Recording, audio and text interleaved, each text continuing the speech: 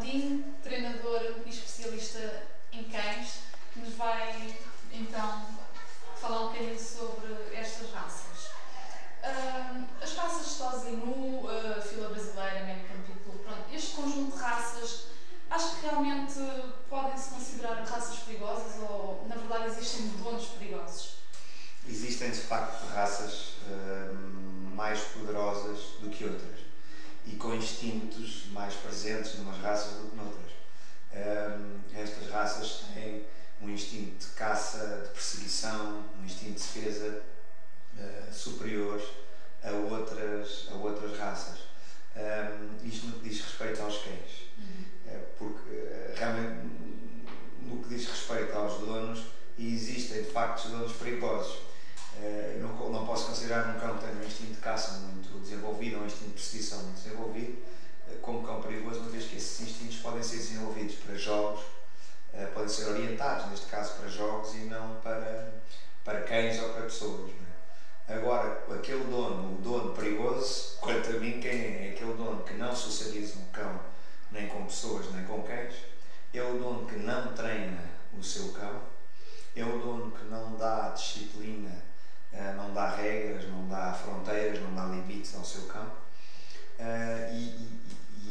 no fundo é o dono que não dá algum tempo do seu dia para desgastar o cão mentalmente, ou para não o ocupar mentalmente, que não o ocupa mentalmente e que não o desgasta fisicamente, que é no fundo isto que estes cães precisam. Portanto, eu aí concordo que há mais donos perigosos, um dono que não faça este tipo de procedimentos com estes cães, de facto, podemos considerar um dono perigoso, não tanto o cão perigoso. Estas raças não as considero perigosas no sentido de perigoso que os mídia normalmente falam.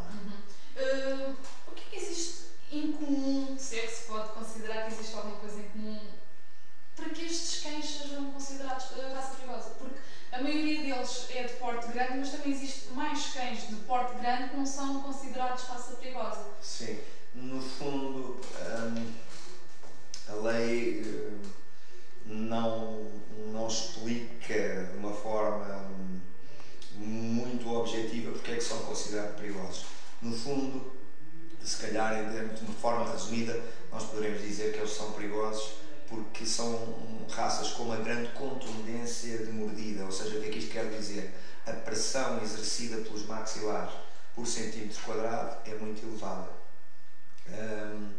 E, portanto, se este cão morder num cão ou numa pessoa, os danos são mais elevados do que se for outra raça, não é assim? Mas, essencialmente, este aspecto é o aspecto que se destaca mais, porque estas raças não são mais agressivas do que outras. Não é? Este é o aspecto que eu julgo que, em termos de objetivos, é o aspecto que se pode destacar mais. No entanto, essa pressão na mordida, até se, no fundo, quando acontecem alguns conflitos, esses conflitos são mais patentes com outros cães em relação a outros cães, cão com cão, digamos assim, do que propriamente cão com pessoa, como se julga e como se diz por aí. Que perfil deve ter então um possível dono para estas raças? Ora bem, tem que ser um dono calmo, firme, confiante, seguro, assertivo. Tem que ser um dono que tenha tempo, como já disse há pouco, para desgastar o seu cão fisicamente e ocupá-lo mentalmente. São cães que precisam de uma profissão e realmente o tédio no ser humano e também nos cães é a pior coisa que pode existir, porque um cão desocupado mentalmente, às vezes até mais desocupado mentalmente do que desocupado fisicamente, às vezes inventa as coisas mais incríveis e persegue quem não deve, pode perseguir até a cauda, quer dizer, ou pode se tornar destruidor em casa, não tem forçosamente que ir morder em alguém, numa pessoa ou num cão. Portanto, mas perguntavam-me características do dono. Tem que ser um dono com boa aptidão física, porque são cães, de facto, estas raças são raças fisicamente exigentes para o dono, no sentido de que, se não forem treinados a andar ao lado do dono, são raças que podem tracionar o dono com facilidade. Mais uma vez digo, se não forem treinados para isso. Tentam ser, portanto, dominadores. Não, eu considero que o dono deve ter um papel de guia e deve conseguir que o seu cão seja um seguidor. Mas para que o dono consiga vestir, digamos assim, esse fato de guia e que o cão seja seguidor, ele tem de treinar o cão na obediência básica, na socialização com pessoas e com cães, na habituação a ruídos, a situações estranhas, etc. E o cão tem que fazer exercício físico orientado em conjunto com o dono, não correr sozinho, não é? Porque no fundo, se corre sozinho mentalmente, não está ocupado, não está em modo de seguidor, como eu gosto de dizer, e portanto tem que ser um dono com estas características. Eu destacaria confiante, firme, calmo, seguro e assertivo. E para treinar um cão, não é, de qualquer raça, não é preciso o dono ser violento para que o animal, pelo contrário, não é? De todo. O ser firme é muito diferente de ser violento. O ser assertivo, no fundo, é também muito diferente de sermos castigadores ou violentos, como dizia, não é? Nós temos de trabalhar os cães com justiça, não é? No fundo, dentro de um princípio que hoje nós utilizamos, que é dizermos ao cão: se tu fizeres o que eu te peço, eu dou-te o que tu queres. Portanto, se tu quiseres correr, esperas uns segundos, quando eu tirar a trela, e corres. Se quiseres esta bola, ficas quieto, sentas, deitas, o que for, e eu dar-te-ei esta bola. Se tu quiseres este bocadinho de comida, portanto, há sempre, digamos, uma troca de serviços, digamos assim, do cão para o seu guia, para o seu dono, em troca de algo que nós lhe vamos dar. Pode ser uma festa, uma bola, um churro, um jogo, mas sempre dentro deste princípio. Um dono violento para o seu animal pode gerar, por parte do animal, medo, e o dono acha que é respeito que o animal tem por ele? Sim. Muitas vezes os donos confundem firmeza com, mesmo até na forma como colocam a voz, quando dão um comando ao cão, confundem essa firmeza com um tom castigador, não é? O tom castigador poderemos estar a considerar alguma violência. Eu aqui até nem falo em violência física, mas a violência na voz, não é? Um dono às vezes fala com o cão, pede para sentar ou para deitar em tom de castigo, e ninguém gosta de trabalhar obrigado. Nós também não, nós seres humanos, os cães também não. Portanto, quando nós dizemos muitas vezes aos donos de hoje em dia seja firme, às vezes o tom, principalmente os homens, não é? Põem logo um tom demasiado, um tom castigador, ok? Isso não é positivo. Também, por outro lado, e num outro extremo, às vezes as senhoras põem um tom de pedido que não é propriamente assertivo. Eu posso dar um exemplo, quer dizer, mandamos um cão sentar, uma senhora pode dizer: Rex, senta, oh Rex, senta lá, senta. Isto é um tom de pedido, não é um tom assertivo. Mas o homem, se calhar, por outro lado, poderá colocar o tom: Rex, senta. Isto é um tom castigador, também não é positivo. Portanto, tem que se encontrar os dois ao meio. E um tom assertivo, que poderá ser: Rex, senta. É assertivo, não é em tom de pedido, nem é castigador. Portanto, aqui não há violência verbal. Obviamente, há uma coisa importante que é, no fundo, da psicologia humana, nós dizemos que comportamento gera comportamento. E nos cães, reação gera reação. E comportamento também pode gerar comportamento. Se eu for violento com um determinado cão, e se não for justo com ele, essa minha violência pode ter como feedback uma atitude violenta por parte do cão. É nesse aspecto, eles funcionam de uma forma idêntica à nossa, não é? Portanto, se eu for calmo, como dizíamos há pouco, firme, se for seguro, eu vou ter um feedback do cão também mais calmo. Se eu for uma pessoa nervosa, ansiosa, que não saiba projetar a voz, que tenha uma postura corporal tensa, por exemplo, isso pode, ou eu posso obter no cão o mesmo tipo de comportamento nervoso, ansioso, demasiado enérgico, e no fundo nós muitas vezes vemos os donos com as trelas tensas, os cães a puxar as trelas, e essa tensão que o dono faz na trela provoca do outro lado, do lado do nosso amigo, uma postura tensa. Portanto, se nós queremos que o cão esteja tranquilo connosco, a nossa trela não pode ir tensa, tem de ir laça, tem de ir frouxa, não é? Portanto, no fundo o cão é um pouco o espelho daquilo que nós somos, não é? É mesmo o espelho. E eu costumo até dizer, costumamos dizer aqui na Quinta de Alcateia aos nossos alunos que se nós temos em casa um cão muito enérgico, muito ativo, com um nível de energia muito alto, nós devemos ser muito calmos com esse cão, até na forma de fazer as festas. Se o cão for, imaginem, tímido, introvertido, um pouco retraído, nós aí devemos ser mais enérgicos, mais para fora, mais entusiastas, ok? E porque o cão, no fundo, vai beber, vai ser um pouco, no início, a esponja daquilo que nós estamos a transmitir, e depois vai refletir essa nossa energia, esse nosso estado de alma, ou essa nossa postura mais efusiva ou mais calma. Alguma vez treinou cães de outras raças, ou até mesmo cafés, que se mostrassem mais agressivos do que estas ditas raças perigosas? Sim, sem dúvida. Quer dizer, um pincher e um caniche podem ser muito mais reativos, ou se quiserem até agressivos, do que um destes cães de raça potencialmente perigosa. O que acontece é que, de facto, a contundência da mordida desses cães, imagine um caniche ou um pincher, a contundência de mordida é inferior à contundência de mordida de um pit, de um rottweiler, de uns outros cães de raça perigosa.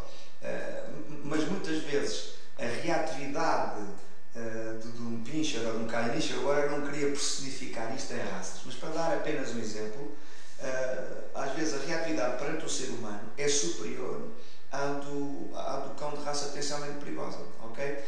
Os cães de raça potencialmente perigosa são um bocadinho desafiadores e têm às vezes dificuldades em se manterem calmos quando são provocados, ok? Mas o problema, essa situação surge essencialmente entre cães, não entre cães e pessoas. Os cães de raça potencialmente perigosa são normalmente, até, quanto a mim, bastante dóceis com o ser humano.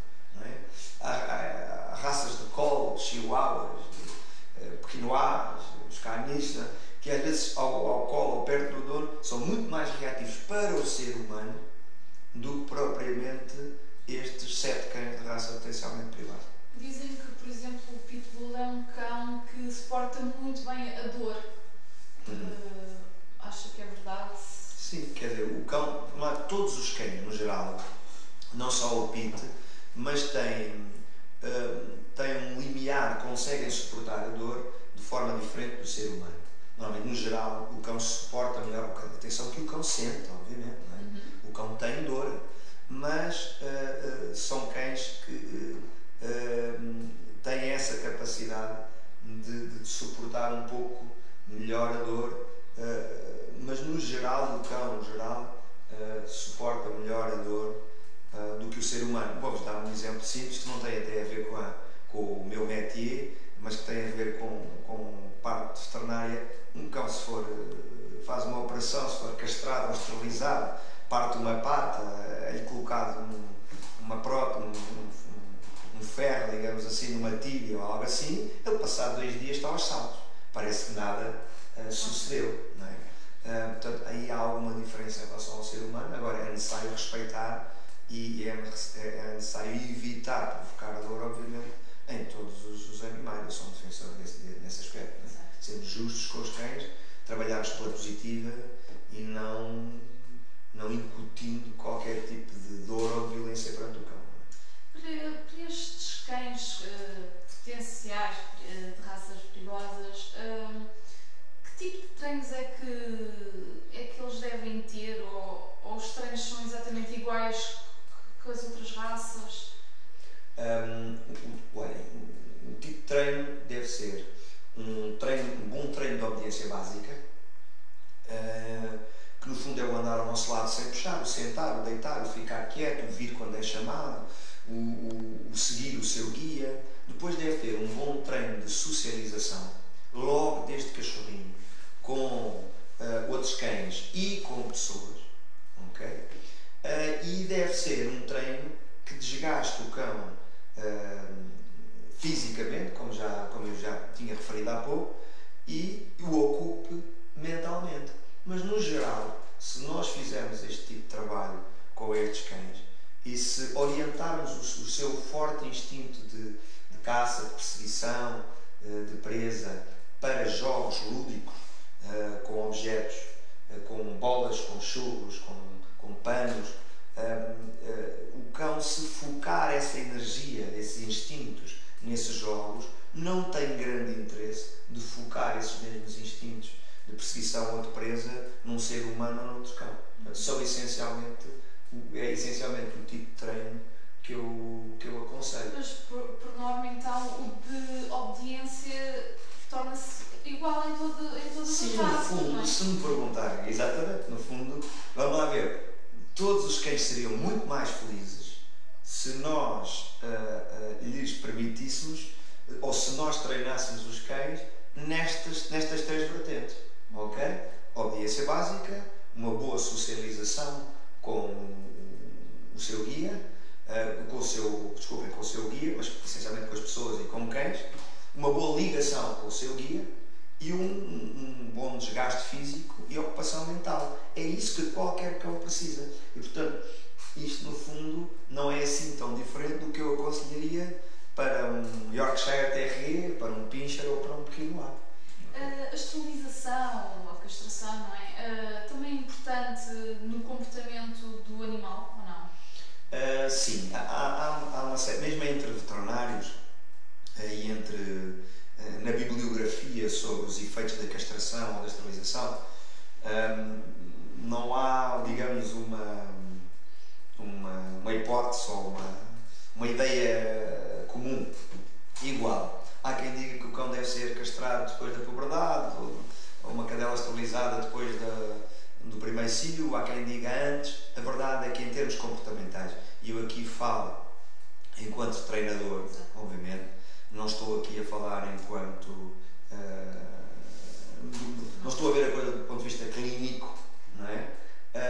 Eu posso vos dizer o seguinte, na minha opinião, um cão, a castração e a esterilização pode ajudar, ou ajuda mais, se for feita até à puberdade, ok? Se um cão já tem, no fundo, se já teve a oportunidade, já houve conflitos, se ele já lutou com outro cão e se já o fez várias vezes, ou se já foi reativo para uma pessoa, às vezes sendo castrado com 3, 4, 5 anos, isso pode ajudar, mas por si só não resolve nada, ok? Agora, se um cão for castrado ou esterilizado antes do efeito das hormonas que surgem na puberdade, que no fundo fazem com que o cão tenha um grau, muitas vezes, de dominância maior, um instinto de defesa e proteção também advém um pouco da maturidade do cão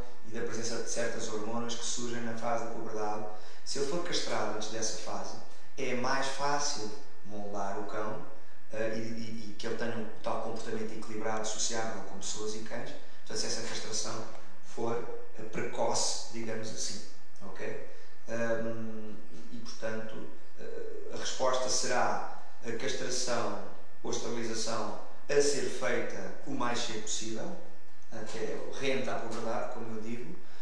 Se o cão já tiver 3 ou 4 anos ou 5 anos, poderá ser feita, pode funcionar como coadjuvante para evitar estas posturas um pouco mais dominantes ou dominatórias perante outros cães, ou se calhar até mais possíveis em relação ao território, à defesa do território quando o dono está presente, mas há que acompanhar sempre a castração ou a esterilização com a parte comportamental de moldagem que advém do treino. Isso é que é fundamental. Que a castração ou a esterilização por si só, quanto a mim, enquanto profissional nesta área, não funcionam. Funcionam se forem acompanhar pela parte de comportamental, de trabalho comportamental de nível veterinário. Tendo o pitbull como característica a falta de agressividade contra os seres humanos, porquê é que acha que se dá o aumento do número de ataques? Sabe, eu acho que existe uma autêntica caça aos ataques do Rottweiler ou do Pitbull, que se ouve mais nos mídias, no jornal, na televisão. Existe uma. Antigamente existia uma caça às bruxas, hoje existe a caça aos episódios de conflito destas raças.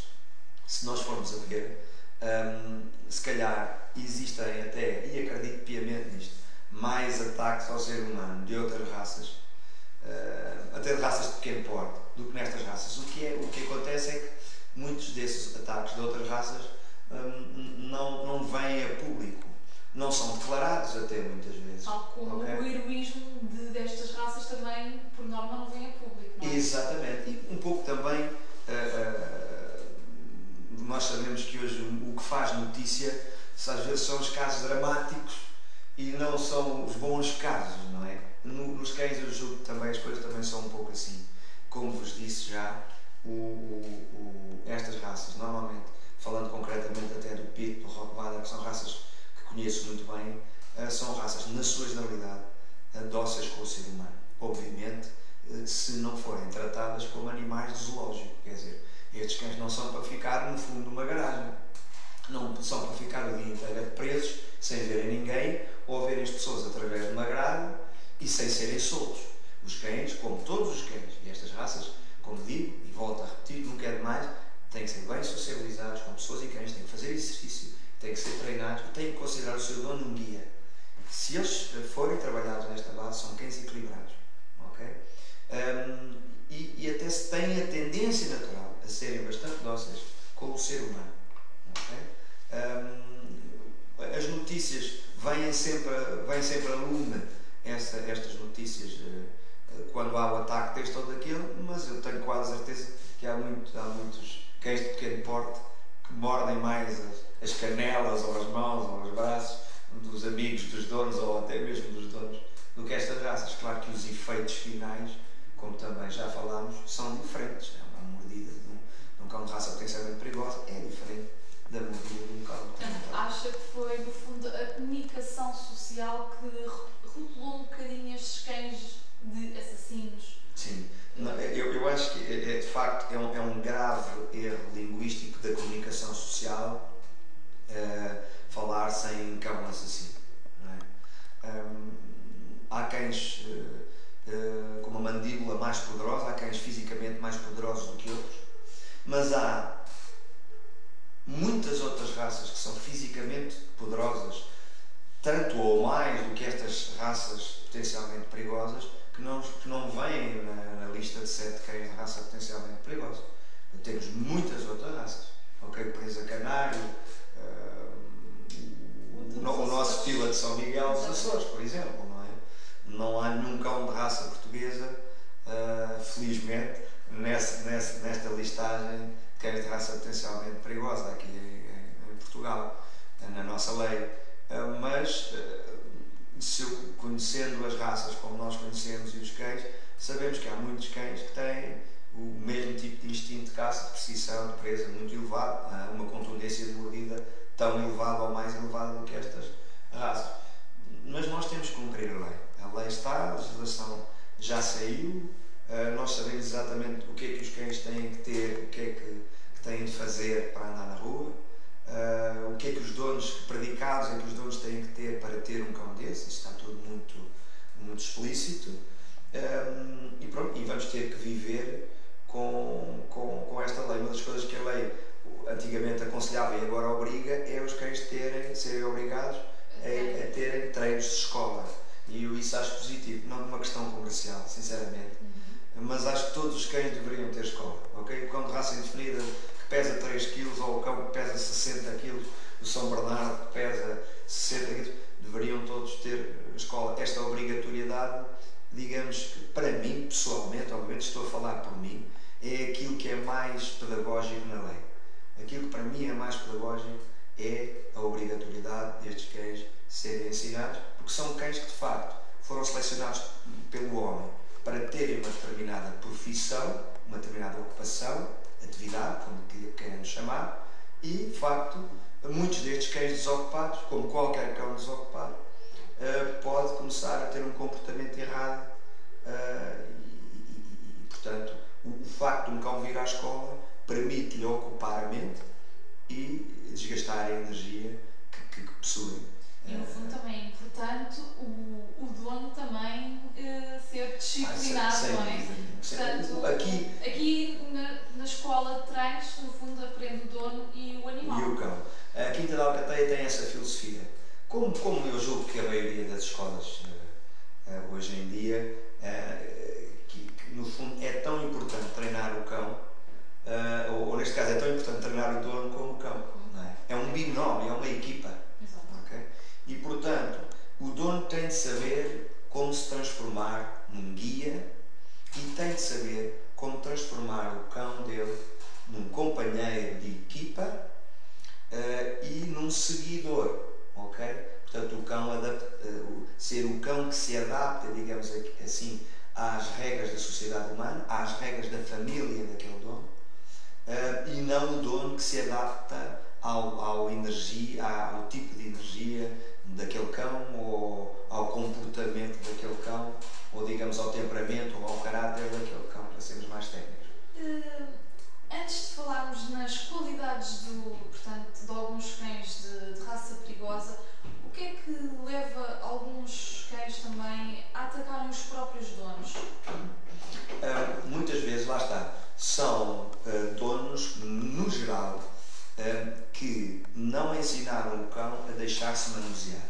O deixar manusear pode ser uma coisa tão simples como, em vez de fazermos só festas ao cão, quando estamos a fazer festas, tocarmos nas orelhas, pormos inclusive um dedo de forma suave dentro da orelha, tocarmos nas patas, tocarmos na unha do cão, tocarmos nas virilhas, podermos dar um puxãozinho à pele do cão, por exemplo, na zona das virilhas, ou um puxãozinho aos dedos do cão, sem o cão virar a boca, nem para morder de forma reativa, nem para brincar, o cão ficar estático, mexer na boca do cão sem o cão brincar com as nossas mãos. E os donos muitas vezes fazem festas e se esquecem-se de uma coisa tão simples que é treinar o manuseamento. Por outro lado, muitos cães não veem o dono como o seu guia. E se não veem o dono como guia, eles sentem o dono, muitas vezes reagem quando o dono manda sair o cão de cima do sofá. O cão, se não vê no dono o seu guia, é capaz de rosnar, porque diz, não, eu vou ficar no sofá porque o sofá é meu. Portanto, o cão não foi ensinado a perceber que aquele dono define as regras lá em casa e estabelece os limites.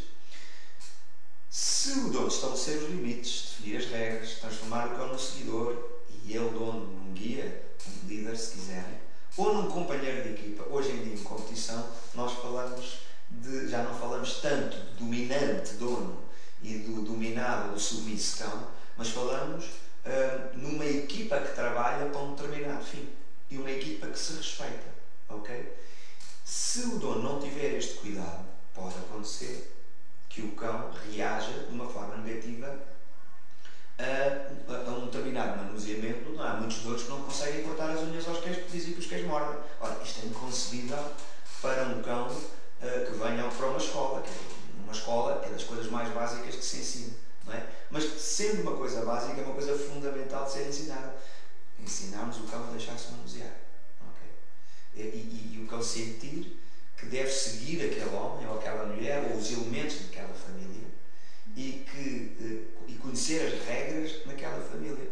Muitas vezes os donos, algumas vezes os donos chegam e dizem: eu gosto do meu cão no seu estado livre, a correr lá na minha quinta.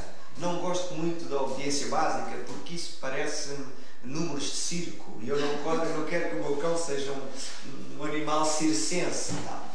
No fundo não é isso que se passa. Aquilo que eu explico às pessoas é que um lobo tem regras muito definidas na alcateia, não é? E tem que existir um lobo ou vários, normalmente são vários que definem essas regras. Os nossos cães na nossa família, mesmo que tenhamos uma quinta enorme para o cão correr, o cão tem que ter regras e limites, tem que seguir o ser humano e não deve andar ao Deus dará. Um cão que anda ao Deus dará não é assim tão livre como o dono pensa que é. Ou um cão que anda a correr por uma quinta inteira sem ter esta ligação de trabalho com o dono, não é um cão assim tão feliz, tão saudável e tão livre como os donos pensam que são. Um cão de apartamento pode ser muito mais feliz. Um cão que vive num apartamento, e agora não estou a referir a raças, estou a referir ao cão no geral. Raça grande ou raça pequena, pode ser muito mais feliz se tiver um dono que interaja, que faça estas coisas todos estes procedimentos com o cão, do que um cão que está na quinta o dia inteiro e que o dono o alimenta, põe comida, faz 2 festas e vai-se embora. É que não tenham dúvidas nenhuma. Como toda a gente, não é? Animais, pessoas, precisamos de amor, de carinho, não é? E o cão é um animal sociável e sociável. O cão tem um instinto gregário enorme, precisa de viver num grupo, não é? Precisa de viver num grupo. O cão não pergunta se o ser humano é um cão ou é um ser humano. Ele precisa de um grupo. Ele foi feito para viver em grupo. E a família do cão podem ser precisamente os seres humanos.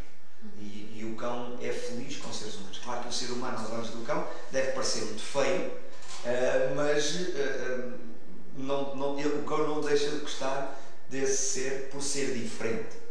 Tem a capacidade de o respeitar e de o seguir, como respeita e segue outros cães. Qualidades, por exemplo, de um Rottweiler, de um Pitbull, são os mais falados? São os mais falados normalmente nos mídias, sim. Olhem, em termos de qualidades, são cães que têm um nível de motivação. Normalmente são cães motivados para treinar. Aquele instinto de perseguição e presa que indevidamente, às vezes, alguns cães focam noutros cães. Se nós pusermos esses instintos de perseguição e presa, que normalmente eles têm de forma desenvolvida, o impulso de jogo, a vontade de jogar, a capacidade de jogar com uma bola, com um trapo, se nós dirigirmos esses instintos para o treino, na base de se fizeres isto bem feito, vais ter um jogo de tração com uma bola, com um churro, com uma corda. Esses cães são cães com uma grande dedicação ao seu dono. São cães com uma grande motivação, como disse, em relação ao treino, ao trabalho e um grande impulso de jogo. Permite que eles sejam cães motivados e motiváveis para o trabalho e treino. E são cães com grande potencial na ajuda ao ser humano quando falamos de algumas disciplinas mais específicas.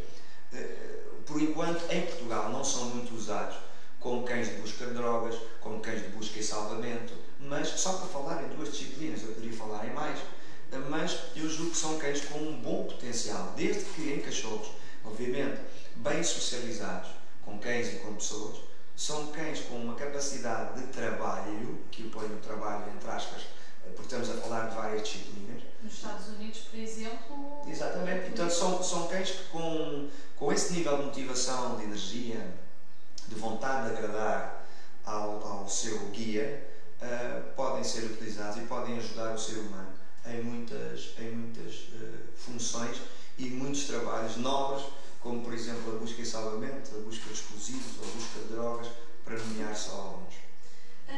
Para finalizar, com esta legislação um pouco apertada, não é, em relação a estas raças, acha possível que algum dia estas raças acabem mesmo? Portanto, deixem de existir na sociedade? Eu penso que acabar não vão acabar. Agora, provavelmente irão diminuir. Aqui, pelo menos, estou a falar da realidade portuguesa. Sim. Não é? Na realidade portuguesa, eu há 10 anos atrás tínhamos nas escolas 10 Rottweilers para um pastor alemão. Hoje essa proporção inverteu-se. Temos 10 pastores alemães para um Rottweiler, para falarmos só destas raças. Portanto, nota-se uma tendência à diminuição. Eu noto, em termos de escola, estas raças vêm menos, mas continuam a vir. Portanto, o que é que pode ser aqui pernicioso? Não é? o facto de estabelecermos 7 raças específicas e não estabelecermos as características do cão pertencer a um grupo de cães de defesa ou cães que nós possamos dizer que têm instintos de defesa de uma casa ou de um dono. E, portanto, como a divisão das raças não foi tanto feita por este aspecto, mas mais pela contundência da mordida, pela capacidade física, digamos assim, do cão, o que pode acontecer é que estas raças podem ser substituídas por outras como forma de contornar a lei. Por outras raças que têm tanto ou mais contundência de mordida, a pressão da mordida, do que estas raças que estamos a falar. Ok? Portanto, eu julgo que não terminarão, porque de facto têm um grande potencial se forem bem trabalhadas e bem aproveitadas. E se forem trabalhadas por gente consciente. Também vou dizer uma coisa, acho que não é qualquer pessoa que deve ter um cão destes de raça potencialmente perigosa. Não tem a ver com muita coisa, com o cão. Tem a ver tem de ser um dono com uma boa aptidão física, que goste de passear, que goste de desgastar o cão. O comportamento do dono tem que ser um dono firme, um dono seguro, um dono que goste de passear pelo campo, que goste de treinar o cão, mesmo que não seja numa escola, que o treine e que faça disso uma rotina, um jogo, que faça disso um hobby. E, portanto, não são todos os donos que estão dentro deste grupo. Okay? Portanto, se me perguntar isso, eu também lhe digo, de facto, mas também não é qualquer dono que deve ter um pastor alemão. É visão um pouco revista outra vez, não? Tanto a nível do cão como também a nível dos donos. Pronto, eu aqui não quero ser politicamente correto nem incorreto. A minha opinião pessoal é que há uma divisão feita por raças. Não é? E eu conheço outras 7, ou outras 10, ou outras 15 raças com as mesmas características destas 7 que não fazem parte desta lista.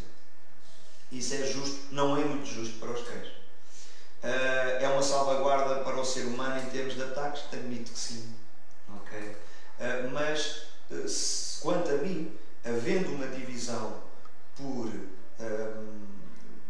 por as características de defesa que tem cada raça, fazermos grupos para características. O pastor alemão tem uma característica de defesa marcada, todos nós sabemos, que guardam as nossas casas, que ladram quando aparece um estranho, de uma forma muito fácil, e não está nas raças potencialmente perigosas. O Doberman tem a mesma característica, não é? O Fila de São Miguel tem a mesma característica. O Serra da Estrela tem a mesma característica. O Castro Laboreiro a mesma característica. E, portanto, se nós pudéssemos fazer um grupo em que estas características de defesa fossem comprovadas, pediríamos então a este tipo de cães para virem e para demonstrarem as suas competências e a sua sociabilização com pessoas e cães numa escola. Eu acho que seria mais justo para os cães este aspecto. Estávamos a falar do temperamento genético de uma série de raças e agíamos em conforme com esse temperamento. Ok? Tá bom? Muito obrigada. Eu é que agradeço a vossa oportunidade e espero que de alguma forma ter desmistificado um pouco ou ajudado em termos de argumentação neste tema, que é um tema polémico e que é um tema que no fundo muitas vezes não é muito justo para os cães. Não é muito justo para os cães. Eu hoje vim aqui fazer um pouco, e não tenho pejo em dizer isso, de advogado de defesa dos cães. São raças que eu conheço muito bem, mas penso que merecem a nossa atenção, o nosso respeito e o nosso trabalho, sem dúvida, e que têm um potencial imenso. Agora, e a Mona vai ser um exemplo daquilo que se faz aqui na escola da Quinta da Alcateia. Sem dúvida. Portanto, espero agora melhores dias para todos nós, para os treinadores, para os donos dos cães e para os cães, sejam de outras raças, sejam das raças de cães potencialmente perigosos. Espero que as pessoas que têm cães de raça potencialmente perigosas cumpram a lei e venham às escolas, como a lei assim exige, e que no fundo façam do treino do seu cão uma aventura e um hobby, não é? E que consigam que os seus cães sejam cães equilibrados e que no fundo ajudem os próprios cães e esses donos ajudem a comprovar tudo isto que eu aqui falei. Vamos todos embarcar nessa aventura com muito entusiasmo e com vontade de que as coisas sejam melhores no mundo cão.